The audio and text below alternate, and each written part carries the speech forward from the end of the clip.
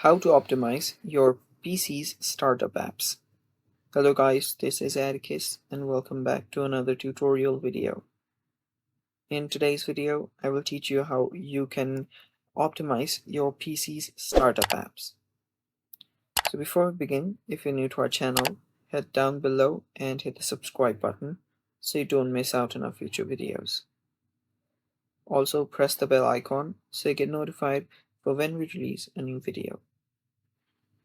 Without any further ado, let's jump right into it. So the first step that you'll need to do is open up your task manager. You can simply search for your task manager right here and then open it up. After you open up your task manager, here you can see on the left hand side something called the startup apps. Tap on the startup apps and you can see all of the startup apps and if they're enabled or not. So you can see the status section right here and you can see if they're enabled or not. So what you can do from here is if you don't want something when it during the startup, you can just right click on it and then tap on the disable button.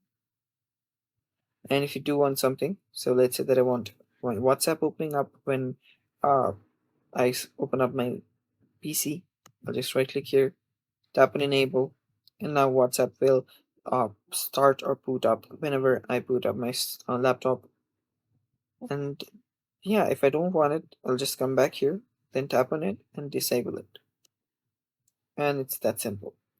And that's how you can optimize it. Make sure that you don't have a lot of different stuff during the startup, as whenever your laptop or computer starts up, if there are a lot of startup apps, it will take a lot of time to just load up and you will face a lot of slow processing.